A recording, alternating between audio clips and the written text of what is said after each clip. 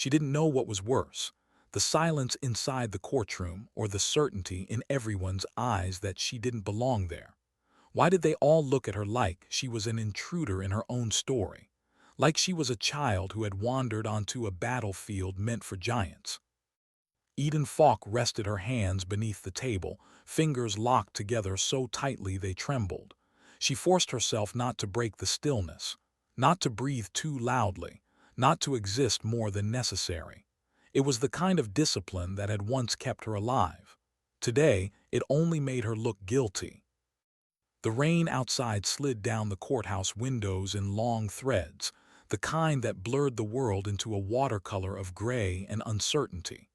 Portland was always like that, quiet, damp, and patient. A city that didn't ask questions unless you gave it a reason. Today, Eden had become that reason. The judge entered. Everyone rose. She stayed calm, breathing evenly, ignoring the heat burning behind her ribs. She felt this before, standing at the edge of a mission gone wrong, waiting for something to break. Only this time she wasn't armed. She wasn't hidden behind a scope or a code name. She was just a woman in a thrift store blazer, accused of wearing valor she hadn't earned. If only they knew. If only she could tell them. But there were oaths you didn't break, not even to save yourself. Her public defender, Jeremy Loftus, looked at her with a helplessness that bordered on fear. He wanted her to speak. He wanted her to fight. He wanted her to give him something, anything, to work with. She gave him nothing. Not because she didn't want to, because she couldn't. "Ms. Falk," the judge said, his voice cutting through the quiet, "you stand accused under the Stolen Valor Act. Do you intend to defend yourself today?" Eden kept her eyes on the table. "I served my country with honor," she whispered. But honor wasn't evidence, not here. The prosecutor rose, every movement deliberate. "Your Honor, the United States will prove that the defendant, this woman, fabricated an entire military career. The medals she wore were not earned. The stories she told were not true. The identity she presented to the veteran community was a lie." A lie. People always seemed so confident when they used that word, as if truth were a simple thing, one thread, one timeline, one version. As if there weren't entire corners of the world built from truths no one was allowed to acknowledge. Eden swallowed, the motion tight, controlled. She wasn't nervous. She wasn't scared. She had faced worse and kept breathing. But something in her chest ached at the sound of that word, liar, because it was aimed at everything she had been forced to bury. Her silence wasn't a defense. It was a shield. The Navy personnel specialist took the stand. Iris Bellamy. Perfect uniform, perfect posture, perfect certainty. She read Eden's official record, the one that said she had worked supply clerical for 4 years. Stateside, no deployments, no special warfare training, no combat. The words felt like a slap she'd known was coming. Not because they were wrong.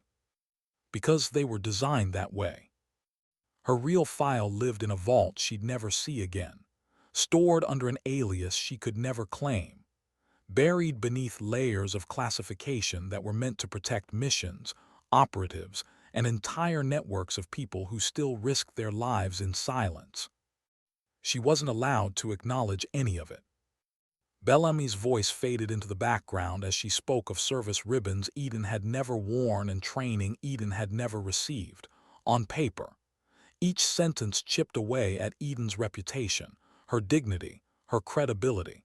And Eden sat there, unmoving, letting it happen. The first witness finished.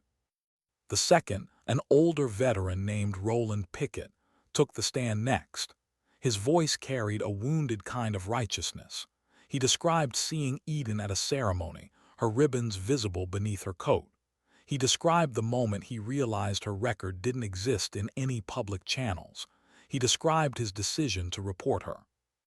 He thought he was protecting the truth. He didn't know he was only seeing the surface of an ocean he had never been trained to swim in. But she didn't hate him for it. His anger came from loss, loss she understood too well. When he looked at her across the courtroom now, his eyes tightened with something more delicate. Not hatred, not even judgment. Just confusion. Like he wanted her to explain herself. Like he wanted her to give him a reason to retract everything. But she stayed silent. Because sometimes truth wasn't a thing you spoke, it was a thing you protected. The psychologist came next. Dr. Wendell Cray, academic, polished, sympathetic in a way that felt cold. He analyzed her like she was a puzzle, someone who crafted identities out of longing, someone who wanted to feel significant. He spoke of trauma responses and constructed narratives, his tone softening as if he pitied her. Eden stared at him the way she once stared through a rifle scope, quietly, without blinking, waiting for the right moment to pull away. He didn't know her. None of them did. But the judge listened, and the courtroom soaked up every word, because it was easier to believe she was delusional than to believe the government could hide an entire life. When the prosecution rested, the judge looked at her again. "Ms. Falk, do you have anything you wish to say?" Her throat tightened, her stomach twisted. Her entire training screamed at her to hold the line, to keep quiet, to protect what was still active, still dangerous, still out there. "I have nothing further," she whispered. Her voice cracked for the first time that morning. A crack she hoped no one noticed. Her attorney shifted beside her, defeated, frustrated, but still trying. "Your Honor," he murmured, "my client." "She has provided no evidence of any kind," the judge cut in, his tone hardening. "Her silence is damning."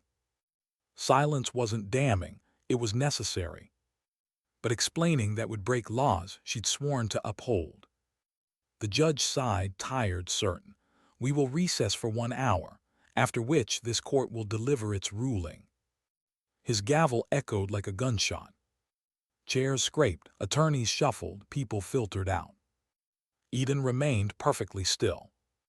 The courtroom emptied around her, leaving her alone with the echo of judgment, the hum of fluorescent lights, and the weight of secrets she could never speak aloud. And as the rain continued tapping against the windows, she wondered, not for the first time, how long a person could hold their silence before the world punished them for it. What she didn't know, what none of them knew, was that the hour ahead would break everything open, that the truth she carried wouldn't need her voice at all. It was already walking toward the courthouse, and its footsteps were getting closer. Why did the hour feel like both a lifetime and a single, fragile breath? Eden didn't move, didn't shift, didn't look up as the courtroom emptied. The door clicked shut behind the last attorney, and suddenly the room felt like a tomb, quiet, cold, waiting. She stayed seated, hands still locked beneath the table. Her fingers ached from the pressure, but she welcomed the pain. It grounded her, reminded her she was still here, still holding the line, still refusing to fracture under the weight pressing down on her. A hum filled the room, the fluorescent lights buzzing faintly overhead. Outside, the rain softened into a mist that blurred the windows. Portland looked washed out, distant, untouchable. The world kept moving while she stayed suspended in place. She didn't know how long she'd been staring at the table before the door creaked open again. "Eden," her attorney whispered, as if he were afraid to disturb the air around her. "I made calls, all dead ends. I don't know what else to do." He sat down beside her heavily. Not the way a lawyer sits next to a client, more like the way a tired man sits next to someone he wishes he knew how to save. He rubbed his forehead. "If you just talk to me, tell me something, I could fight this, but I feel like I'm swinging blind." She didn't answer. He exhaled sharply. It wasn't anger. It was frustration and fear mashed together, the kind that came from caring more than he was supposed to. "Eden, they're going to sentence you. Do you understand that?" She understood. She understood better than anyone. Silence wasn't free. It cost you pieces of yourself every time you chose it over safety. She had learned that lesson long ago. Her lawyer left eventually. the echo of his footsteps fading into the hallway. Eden remained.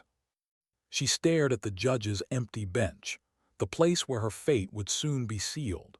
She listened to the steady tap of raindrops on the glass, and somewhere in the haze of silence, she caught a glimpse of her reflection faintly outlined in the window. A woman small, ordinary, tired. Not the ghost she used to be. Not the shadow she was trained to become. Just Eden. She didn't know whether that made her feel relieved or exposed. Then she heard it, soft footsteps approaching from behind. She didn't turn. A woman walked past her down the aisle, heels clicking softly on the courtroom floor. Business casual, leather portfolio, quiet confidence. She took a seat 3 rows back, set her things down, and looked at Eden with a focus too sharp to be casual. Simone Ibarra. She'd been there all morning, watching silently, writing in that same worn portfolio.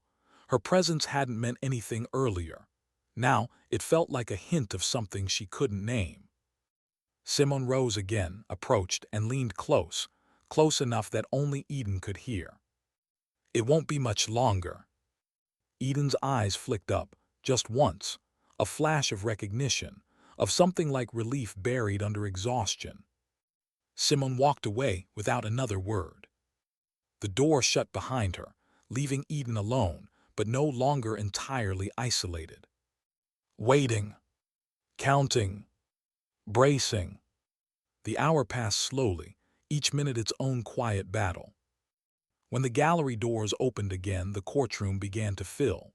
Journalists returned first, their rapid typing and whispered speculation crawling across the room like static. Veterans filtered in next, some curious, some stern, some pitying. Then attorneys, clerks, observers. Eden kept her gaze low. Her world had become very small. The table, the judge's bench, the weight of secrets she couldn't speak. When the bailiff finally said, "All rise," Eden stood. Not because she respected the judge's authority, but because she respected the uniform she had once worn, even in silence. Judge Pewitt entered. His expression was carved with finality, like a man who believed he was about to deliver justice, not knowing he was about to be corrected by a truth bigger than him. "Be seated." Everyone sat. Except Eden. She knelt into the chair slowly, legs stiff from staying motionless for so long. Her breaths were even, controlled, but there was a tremor at the edges, a quiet dread she refused to let show. The judge opened his file. "Ms. Falk, I have reviewed the evidence presented.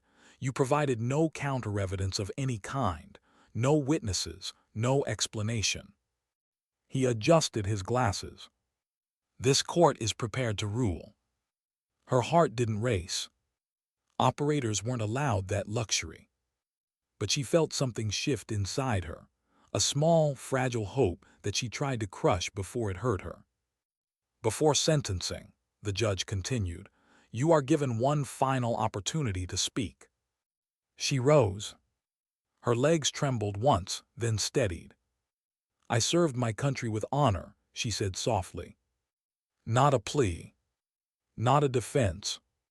Just truth. A truth nobody believed. The judge sighed, disappointed. "Ms. Falk, that is not enough." He picked up his pen. The room held its breath. The world seemed to narrow until it became only that moment, a single point of pressure where her life was about to collapse. And then, the double doors at the back of the courtroom slammed open. The sound was thunderous, like a breech charge cracking through a steel door. Every head turned. Every voice died. Even the judge froze mid-sentence, his pen suspended in the air. A man stepped through the doorway. Broad-shouldered, silver-haired, dressed in a navy dress uniform, so immaculate it seemed to carry its own gravity. 4 stars glinted on his collar. 4. A 4-star admiral did not walk into a small federal courtroom in Portland without warning, not for hearings like this, not for cases like hers. Yet here he was. Admiral Declan Rook. His presence shifted the air itself. Even people who didn't know what the 4 stars meant felt it instinctively. The authority, the history, the silence commanding weight of him. Rook walked down the aisle without hesitation. 2 junior officers accompanied him, their posture rigid, their eyes focused forward. He did not look left or right. He walked like a man headed toward a mission he had already decided the outcome of. When he reached her table, he stopped. The room was dead silent. Eden looked up at him. For a heartbeat, she felt 16 again, standing in front of someone who embodied everything she once aspired to become. Rook didn't blink, didn't hesitate. He raised his right hand in a sharp, perfect salute. The kind given only to those who had earned it in ways that didn't need to be spoken. Gasps rippled through the courtroom. Eden's throat tightened, her vision blurred, her knees threatened to give way. But she raised her hand anyway. Her salute trembled, not from weakness, but from the weight of everything she'd carried alone until this moment. Rook held the salute longer than protocol required. 15 seconds. 20. A lifetime. Then he lowered his hand. Eden followed. Only then did he turn to the judge. "Your Honor," he said quietly, "this trial is a mistake." The judge's face lost all color. "Admiral I. You are sentencing one of the most decorated officers in the United States Navy," Rook said, every word a slow, deliberate strike, "based on a cover file you were never meant to see." The courtroom erupted, but Rook didn't raise his voice. He didn't need to. He had already changed everything. And Eden, for the first time in years, felt something she thought she had lost forever. Relief. Because the truth she couldn't speak had finally arrived. And it carried 4 stars. Why did the room feel too small now, too fragile to hold the truth that had just walked in wearing 4 stars? Eden stood frozen, unable to move, unable to breathe, as if the walls themselves were trying to understand what had just shifted in the air. Admiral Rook didn't look at her again. He didn't need to. His presence beside her was enough, like a shield suddenly placed where she had once stood alone. The judge struggled to regain composure. Papers trembled in his hands. The courtroom clerk stared openly. Even the prosecutor, so sharp, so confident, looked like someone had pulled the ground from beneath her. "Admiral Rook," the judge began, voice thin, "perhaps we should move to chambers to discuss." "No," Rook said. "Just one word." It landed like a weight across the entire room. "We'll discuss it here." His tone was calm, but it carried authority forged through decades of leading men and women into missions he could never speak about. Open court, full transparency. The judge's throat bobbed nervously. "Sir, with respect, we aren't cleared for." "You don't need clearance," Rook said. "You need the truth." He set a thick, sealed envelope on the judge's bench. There were multiple seals across it, Do D, Navy, JSOC, and one unmarked black symbol the room didn't recognize. Except Eden. Her breath faltered. That mark wasn't from any publicly acknowledged division. It wasn't even from a branch. It was from a unit that technically didn't exist. The judge stared at it like it might detonate. Rook nodded toward it. "Open it." "Admiral, I can't." "You will." Rook didn't raise his voice. He didn't need to. Power doesn't shout, it simply expects obedience. The judge swallowed hard, slid a letter opener across the envelope, and sliced through the seals. He pulled out a thin stack of documents. His eyes skimmed the first page. His jaw dropped. His glasses nearly slipped off his nose. This is classified," he whispered. Rook's expression didn't change. It was declassified 5 minutes ago. A murmur rippled across the courtroom. Everyone leaned forward, even those who didn't want to believe they were witnessing something monumental. The judge read faster now, flipping page after page. His expression shifted. Confusion, disbelief, shock, then something that looked dangerously close to guilt. Finally, he set the papers down with trembling fingers. "My God," he whispered, "why wasn't any of this disclosed?" Rook answered without hesitation. Because her operations still protect active assets. Because revealing her identity earlier would have put lives at risk.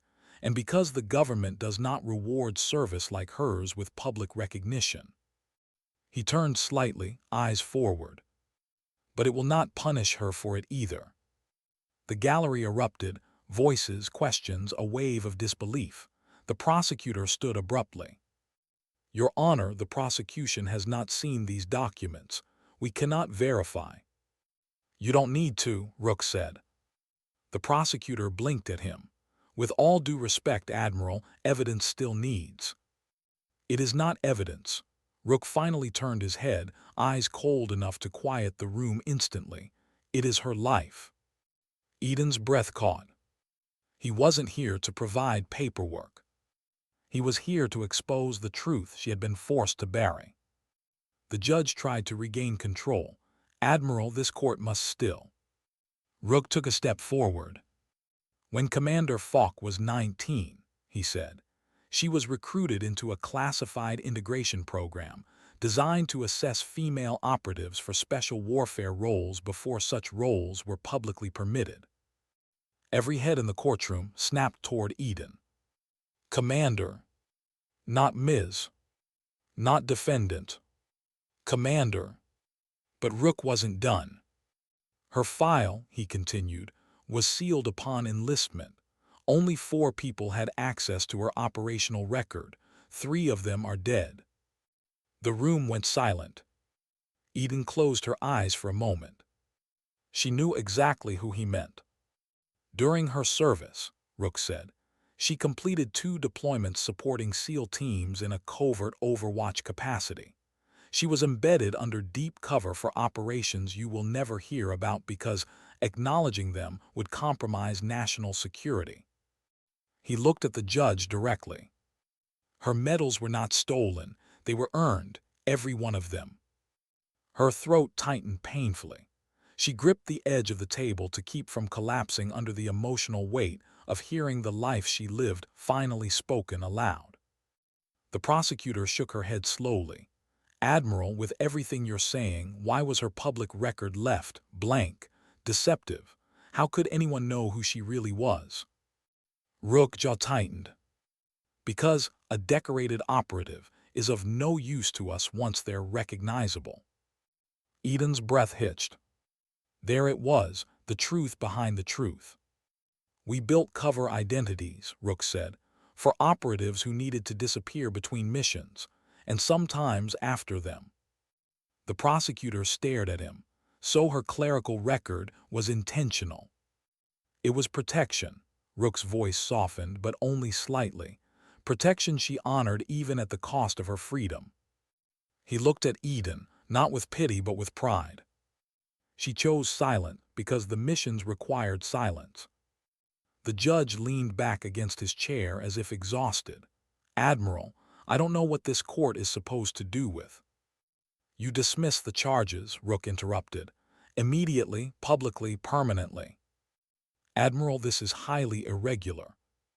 "So is the life she's lived." Silence swept over the room again. The prosecutor slowly sank into her seat, unable to argue. The psychologist who had testified earlier looked like he wanted to crawl under the bench. Roland Pickett, the veteran who accused her, bowed his head in shame. Eden simply stood there, numb, floating somewhere between relief and disbelief. The judge's hands shook as he picked up the ruling documents. "In light of new information, this court finds the defendant." His voice faltered. "No," Rook said firmly, "say her rank." The judge swallowed hard. "This court finds Commander Eden Falk not guilty of all charges." The gavel hit like a final exhale. The courtroom erupted. Journalists whispered furiously. Veterans stared at her with widened eyes. Her attorney covered his face with both hands, overwhelmed. People reached for phones, for explanations, for anything that could anchor the moment into something comprehensible. But Eden couldn't hear any of it. Her ears were ringing. Her vision wavered. Her chest tightened, a storm of emotions rising so suddenly she almost staggered. Relief, shame, pride, grief, confusion, a release she wasn't ready for. Admiral Rook stepped closer. "Commander," he said quietly, "you held the line." Her eyes burned. "Why now?" she whispered. "Why come here?" His expression softened, not like a superior officer looking at a subordinate, but like a guardian looking at someone he regretted leaving alone in the dark. "You were never meant to carry this alone," he said, "and someone finally convinced me it was time." Eden blinked. Convinced him? By who? Before she could ask, the side door opened, and Simone Ibarra walked back in. But she wasn't holding her portfolio anymore. She was wearing a badge. CIA. Eden's breath stopped. Simone gave her the faintest nod. "We're not done yet," she said softly. Eden's world shifted again. Not with fear. Not with danger. With purpose. A door she thought was permanently closed had just opened. But walking through, it would cost her everything she had left. Why did the truth feel heavier than the lie she'd been carrying? Eden stood motionless as Simone Ibarra stepped into the courtroom, no longer the quiet observer with a leather portfolio, but an operative showing who she really was. CIA. The badge gleamed against her blouse, subtle, intentional, impossible to ignore. Eden's pulse thudded once hard. Rook didn't react, which meant her presence wasn't unexpected, which meant this moment had been arranged long before Eden even stepped into the courtroom today. Simone walked toward her slowly, her expression steady, composed, but there was something in her eyes, a flicker of concern, urgency, and something else Eden couldn't name. The judge, overwhelmed, tried to regain control. "Excuse me, who are you to enter my courtroom without?" Simone didn't spare him a glance. "The person who prevented a national-level disaster," she said calmly, "by convincing the admiral to unseal what should have never been sealed." A murmur swept across the gallery. Eden swallowed hard. "Why?" she asked, her voice barely above a breath. Simone stopped only a few feet away. "Because you were about to be buried alive under secrets you didn't create." The prosecutor rose shakily. "What is happening right now?" "Sit down," Simone said without even looking at her. It wasn't arrogance. It was authority, the kind that didn't come from rank, but from knowing things no one else in the room did. Admiral Rook finally spoke. "Commander Falk's service record was sealed for the sake of operational integrity, but its concealment has now jeopardized the very person who upheld that integrity." Simone nodded. "And we can't have that, not anymore." Eden blinked slowly, as if the world had shifted again, as if gravity had thickened. She felt unsteady, her breath uneven. Rook stepped closer. "Commander, Simone and I have discussed this at length. You need to hear something." Eden braced herself. Rook's voice softened. "You weren't supposed to be left alone, not after the last mission, not after what happened in Yemen." Her chest caved inward at the name. Yemen, the place she didn't let herself remember, the place she couldn't speak of without her throat locking. Simone watched her reaction, almost studying it. "Your extraction wasn't supposed to fall through. Your team wasn't supposed to be compromised, and you weren't supposed to be burned." Burned. The word hit her like a body blow. Because that was the truth buried beneath everything, the truth she lived with every day. Her identity, her mission, her life had been wiped away, erased, and classified to protect the people who were still out there. It was supposed to protect her too. It didn't. Rook's jaw tightened, and for the first time Eden saw guilt etched across his stern, unshakable demeanor. "The moment your file was sealed, the system forgot the woman behind it." Simone added softly, But we didn't. Eden's throat tightened painfully. If you remembered, she whispered, why didn't anyone come? The question fell like a stone in the silence. Simone took a step closer, lowering her voice. Because we were told you wanted out, that you refused contact, that you didn't want to return. Her vision blurred. I never said that. I know, Simone said. We found out last month your comm channel was tampered with. Your exit paperwork was forged. Your reintegration assignment was rerouted. Eden felt faint. Someone had erased her, intentionally. Rook's face darkened. We believed you chose exile, and by the time we discovered the truth, you were already standing trial for medals you bled for. Eden turned away, gripping the edge of the table with trembling fingers. Her lungs felt tight, too small to contain the weight of the moment. The judge tried to interject again, voice shaky. This is highly. Rook didn't look at him. Your honor, if you value your career, do not interfere.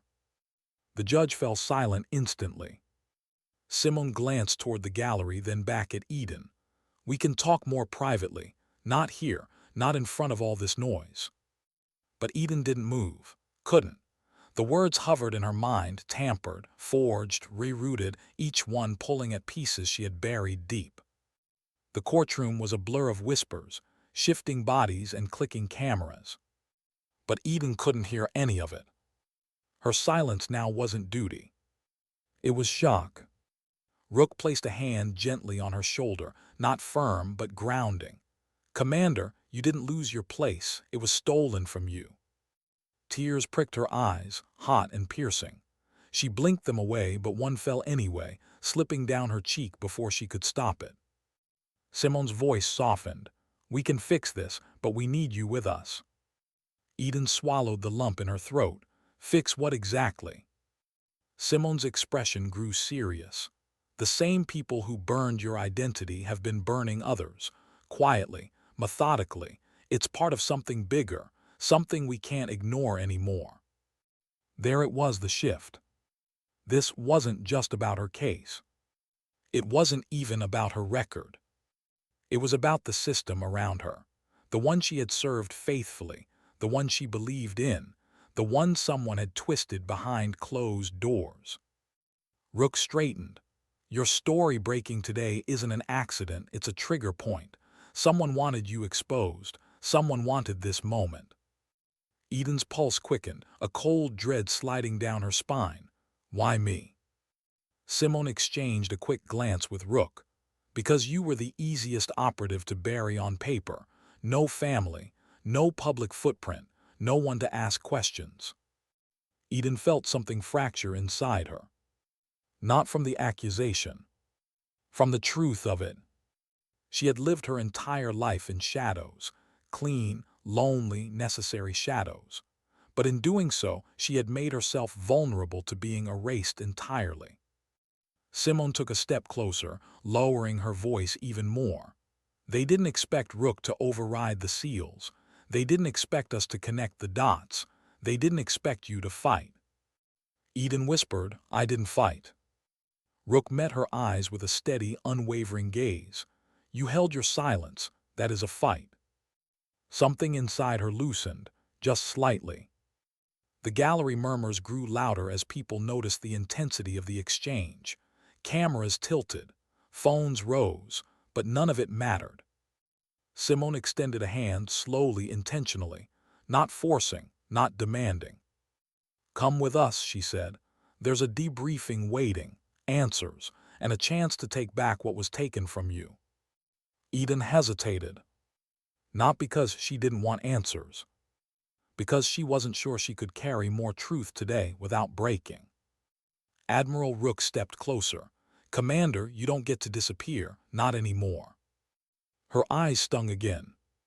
For years she had fought alone, moved alone, survived alone. Now someone was asking her not to be alone. She took a slow breath, deep, steady, trembling. Then she reached out. Her fingers touched Simone's hand. The courtroom erupted in a swirl of voices and flashes. But Eden didn't look back. She walked through the side door, flanked by the admiral and the CIA officer, stepping into a world she once belonged to, and a storm she didn't yet understand. The hallway was long and quiet, but the future waiting beyond it was anything but. Because secrets didn't stay buried forever, especially not the kind someone was willing to kill for. Why did the hallway feel colder than the courtroom, colder than the judgment, colder than the silence she had lived in for years? Eden walked between Admiral Rook and Simon Ibarra, each step unsteady, as if her legs were remembering how to move under a burden finally shared instead of carried alone. Her breath fogged faintly in the corridor's sterile light. The building felt too bright, too clean, too exposed. In the field she had been trained to survive darkness, chaos, unpredictability. But this calm, white-walled emptiness felt like the real threat. Simone guided her toward a secure side entrance. "There's a vehicle waiting. We'll take you to a controlled location." Eden nodded, but her voice refused to come. Her throat felt raw, as if speaking now would undo every fragile thread holding her together. Rook kept pace beside her, expression unreadable. He wasn't the same imposing figure from the courtroom. Not here, in this plain corridor lit by flickering fluorescence. Here, he looked older, heavier, like a man who'd fought too many battles and won too few against the things that mattered most. When they reached the exit, the door clicked open automatically. A black SUV idled at the curb, tinted windows, standard government plate cleverly disguised behind civilian tags. Simone opened the back door. "Commander, after you." Eden hesitated for a moment, a single breath, a single fragment of fear. Getting into a vehicle without knowing the destination used to be routine. Now it felt intimate, trusting, vulnerable. She slid in anyway. Simone followed, sitting beside her. Rook took the front passenger seat. The driver nodded once in the rearview mirror, then pulled away from the courthouse without a single siren or escort. It felt surreal, escaping quietly after surviving something loud. For a long time, no one spoke. City lights drifted across the windows in soft, blurred streaks. Portland's rain-slicked streets glowed gold under the lamps, cars cutting swaths through shallow puddles. The world moved on while Eden's pulse still trembled from the courtroom's shockwaves. Simone finally broke the silence. "I know this is a lot," she said softly. Eden stared down at her hands, hands she'd steadied rifles with, held dying teammates with, carried codes and intel and secrets with. Now they just sat in her lap knotted together, the knuckles white. "A lot," Eden whispered, "doesn't feel like a big enough word." Simone nodded sympathetically. "Then let me give you one that fits better." Eden waited. Betrayal. The word cut deeper than she expected. Rook turned slightly in his seat. "Simone." "She needs to hear it," Simone said. Eden lifted her eyes slowly. "Betrayal by who?" Simone studied her face. "That's what we're trying to piece together. But based on what we've discovered, the people who burned your identity aren't strangers." The words hit like a punch she hadn't braced for. Every part of her body went cold. "They were inside," Eden whispered, "inside my unit." Simone gave a single grim nod. "Inside your chain of command, inside the clearance system, inside everything you trusted." Eden leaned back, breath catching in her throat. She thought she'd prepared for this possibility, but hearing it spoken aloud, felt like being cracked open. Rook's voice softened. "Commander, the last mission you undertook, the one in Yemen, was compromised in a way that never made sense. We chalked it up to chaos, bad timing, local betrayal. But now—" He looked back at Simone. "Now it's clear someone on our side cleared the way." Eden's stomach twisted. "Why?" Simone hesitated. "We don't know yet," she admitted. "But we know how it started. After the mission collapsed, someone filed a report stating you refused debrief, refused reassignment, refused reintegration. They submitted forms claiming you cut all ties willingly. They used that to justify sealing your file indefinitely, and to justify not looking for you. Eden closed her eyes, a hollow ache spreading through her chest. Her abandonment hadn't been an accident. It had been paperwork. Someone had decided she was easier to erase than protect. Rook cleared his throat, the sound low and angry. We believed that report because we trusted the source. Eden opened her eyes, a tremor running through her. Who was it? Simone looked pained. That's what we're working to confirm. But all signs point to someone with access to Tier 1 mission rosters. Someone who knew exactly what you were capable of. Someone who knew the value of removing you. Removing me, Eden repeated softly. She'd spent her life erasing enemies. She never imagined she'd be erased by her own. The SUV made a sharp turn onto a narrower road, heading toward a cluster of low industrial buildings near the waterfront. Eden watched them pass by in blurred shadows. Simone continued, voice low. When I tracked down the conflict in your paperwork, I expected sloppiness, bureaucratic glitch. But then I found an anomaly in your digital file, a signature line for clearance that matched no existing officer. Eden's heart skipped. A ghost signature, Simone said. Someone using credentials that don't belong to anyone. Rook, jaw clenched. Someone who thinks they're untouchable. Eden felt the first flicker of anger, quiet, controlled, familiar. The anger of a sniper watching from a hidden perch, calculating the distance to her target. Why me? She asked again. Simone turned toward her. Because you weren't fully under anyone's thumb. You moved between SEAL teams, intel cells, Overwatch assignments. You were effective, too effective. Rook nodded. You didn't make friends in high places. You didn't play politics. You didn't owe favors. You were hard to manipulate, hard to control. And impossible to buy, Simone added. Eden exhaled shakily. So they decided to erase me. Simone's gaze softened. They decided to try. The vehicle slowed and pulled into a quiet warehouse with recessed lights and a steel security door. The driver killed the engine. Rook opened his door. We're here. Eden stepped out into the cool evening air. The warehouse looked abandoned from the outside, but the second metal door slid open to reveal a controlled interior. Computers, screens, secure lines, a briefing table, and a small team of analysts who straightened when they saw her. Simone led her inside. This is temporary. We'll move once we confirm we're clean. Eden scanned the faces. 3 analysts, a comms tech, and a man in the corner who looked too still to be anything but security. Rook walked beside her. Commander, there's something else you need to see. He nodded to one of the analysts, who tapped a keyboard. A screen lit up. Her breath froze in her chest. Her face, grainy, distant, captured from a satellite angle, appeared on the display. An image from weeks ago, maybe months. She wasn't looking at the satellite. She was looking at a bus stop. And she wasn't alone. A man sat beside her. Dark jacket. Hands clasped. Head angled slightly away. Enough to hide his face. But not enough to hide the insignia stitched into the inside of his cuff. A small triangular mark she recognized instantly. Her stomach dropped. That wasn't a stranger.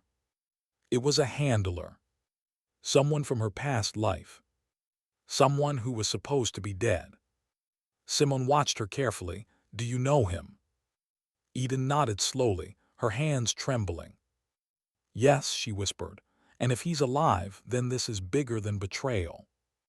Rook narrowed his eyes. What does it mean? Eden swallowed, voice unsteady but certain. It means someone resurrected the program. Silence fell.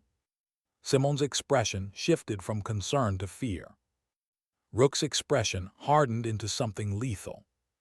And Eden, finally, felt something she hadn't felt in years. Purpose. Not the kind given by orders. the kind given by survival. Why did the room feel like it shifted the moment she said it, like even the air understood the weight of the truth? Eden stood before the glowing screen, her own grainy image staring back at her, the man beside her frozen in a moment she didn't remember happening. Or maybe she remembered too well, and she had forced herself to forget. The triangular insignia stitched inside his cuff burned into her mind. She hadn't seen it in years. She hadn't expected to see it ever again. Simone took a cautious step closer. Eden, talk to me. Who is he? Eden's nails dug into her palms. His name was Jonas Kale. Rook stiffened. Kale, he's dead. He was supposed to be, Eden whispered. Supposed to be, like she was supposed to be reintegrated, protected, not erased. Simone studied her expression. What was he to you? Eden forced the words out. My handler, my backup, my failsafe, and the last person I saw the night the program collapsed. A silence settled over the room. Not the empty, suffocating kind she felt in the courtroom. This silence crackled with electricity, a storm gathering before anyone saw the clouds. Simone exhaled shakily. If Kale is alive, that means the program didn't collapse. Eden shook her head. No, it means it evolved. Rook, jaw clenched. Explain. She swallowed hard. We were part of a covert pilot, select female operators integrated into high-risk Overwatch roles, the kind the Pentagon could deny existed, the kind only a handful of admirals knew about, and fewer CIA officers. Simone's shoulders stiffened slightly at the implication. Eden continued. Kale knew everything, my covers, my safe houses, my extraction routes, my off-the-books assignments. Her voice grew softer. He also knew every operative in the pipeline. Simone's eyes widened. So whoever resurrected the program is using him. Rook's expression darkened, something old and cold settling behind his eyes. Commander, why would Kale resurface now? Who gains from pulling your thread? Eden stared at the screen, the blurry image of the man she once trusted with her life. Someone is rebuilding what we were part of, she whispered, but not for national security, not for defense, for control. Simone nodded slowly. We've seen pieces of it, operatives disappearing, cover files being rewritten, missions flagged under ghost clearance, not enough to prove conspiracy, but enough to feel the shadow of one. Rook turned toward Eden. Commander, tell me something. Did Kale ever hint that this was coming, any sign? Eden's breath faltered. One memory returned sharply. Yemen, a rooftop at dusk, Kale beside her, his voice quiet against the call to prayer echoing across the city. If the system ever falls apart, he had said, don't trust the people who claim they can rebuild it. Trust the ones who walk through the fire with you. At the time she thought he meant himself. Now she wasn't sure.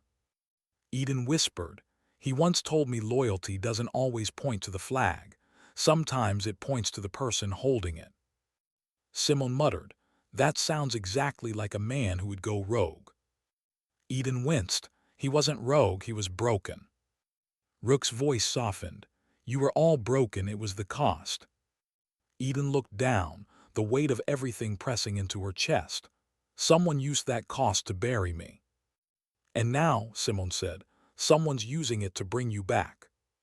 The idea chilled, even more than the betrayal itself. Rook motioned to the analysts. Pull up traffic cam footage from the satellite timestamp, street-level angles. We need to see how long Kale was there, who else was around.